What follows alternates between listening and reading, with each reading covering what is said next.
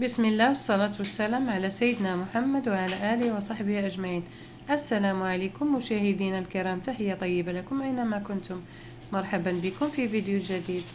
طبق اليوم عبارة عن لحم لعم على الطريقة اليونانية في الفرن، مرافق لسلطة الجرجير بالأفوكادو والمانجا. تابعوا معايا الطريقة، المقادير وطريقة التحضير. فرجة ممتعة. عندي هنا في المقادير عندي كيلو لحم موزات بالعظم، استعملته بالعظم. عندي كمية من البطاطس الصغيرة على حسب الرغبة، ممكن تحطوها ممكن لا. عندي واحد بصلة كبيرة جوانح قطعتها شرايح كده. 5 فصوص من الثوم. عندي 2 ورق لورا. عندي عصير 1 ليمون ونص. 3 ملاعق من الخردل ديجون، انا عندي هذا اللي بالحبيبات، وانتو لو مو متوفر استعملوا الثاني العادي.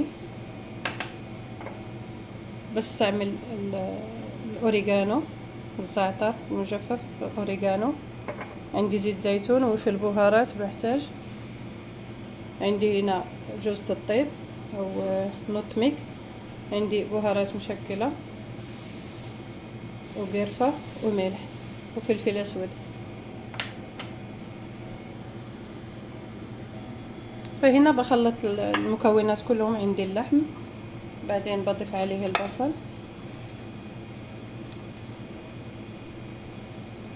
ورق اللورة، بطاطس،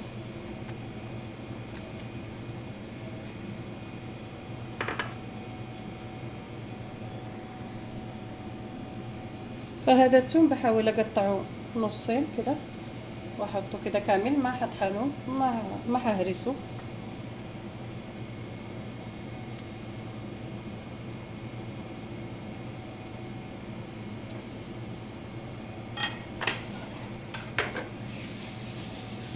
اضيف الليمون والبهارات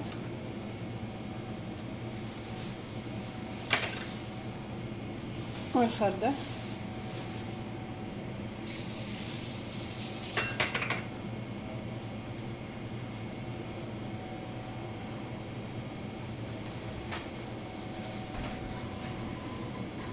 اوريجانو. الاوريجانو بحط 3 ملاعق صغار. انا عندي هذه الملعقة صغيرة،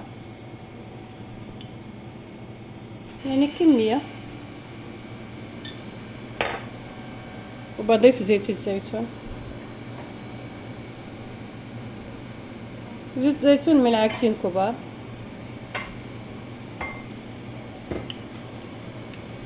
بخلط كل شيء مع بعض، بحاول ادخل البهارات مع اللحم ومع البصل.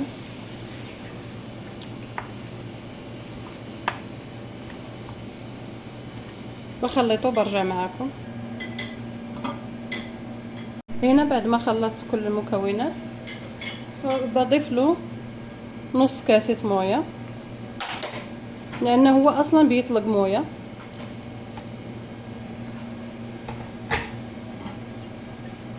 بغطيه وبدخله للفرن. انا بغطيه بالغطا حقته، وانتوا لو ما عندكم استعملوا ورق زبدة وبعدين غطوه بالقسطير. بعدين بدخله للفرن على درجة حرارة 200 درجة لمدة ساعتين تقريبا، وبعدين بطلعه. لو في موية بشيل الغطا وبخليه يشرب. هنا بسوي السلطة.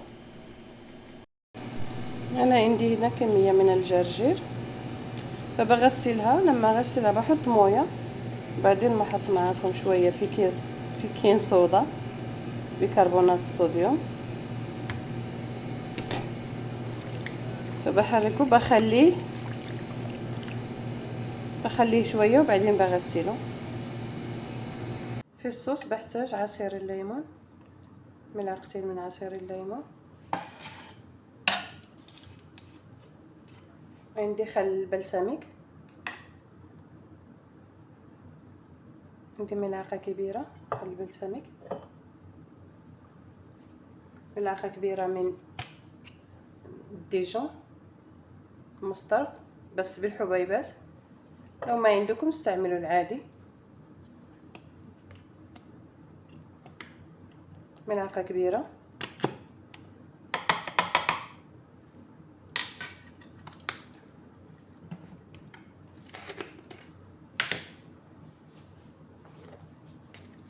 بحتاج ملح، نص ملعقة صغيرة ملح، وبودرة الثوم،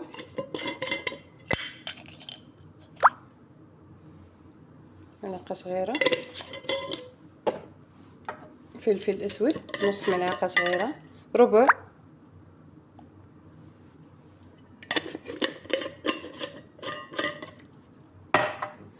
بودرة الثوم،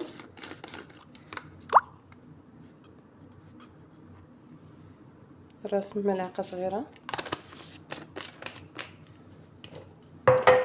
ملعقة صغيرة من السماق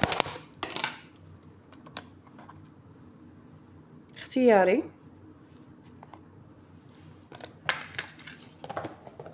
وبحتاج زيت الزيتون، بضيف زيت الزيتون. بقيس معاكم، انا بحط بس من عيوني بس. بحتاج 3 ملعقة او 4، لو كان تقيل بزود ملعقة ثانية.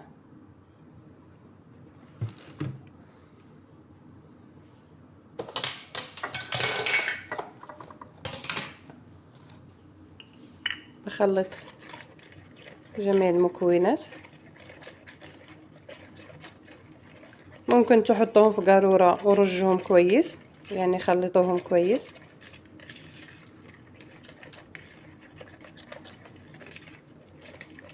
خلاص 3 ملعقة من زيت الزيتون كفاية.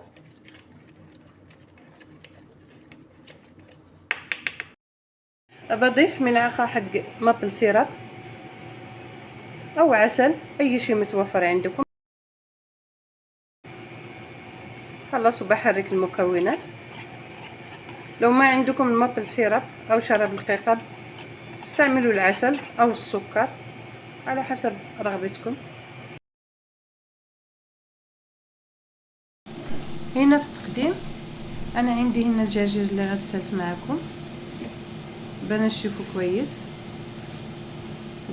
بحتاج مانجا وافوكادو، نص مانجا ونص افوكادو، ولا واحد مانجا وواحد افوكادو على حسب عدد افراد الاسره. هنا بحط في الصحن، وبعدين بحط عليهم الصوص وبلخبطهم، يعني كل الناس بيعرفوا كيف بيخلطوا السلطه. فانا بقطع الفيديو لين اخلطه وارجع معاكم. هنا بعد ما خلطته، هنا بضيف اللي تزين على حسب الرغبه، اي شيء متوفر ممكن تضيفوه. انا هنا استعملت الجوز واستعملت التوت المجفف، وانتو على حسب الرغبه.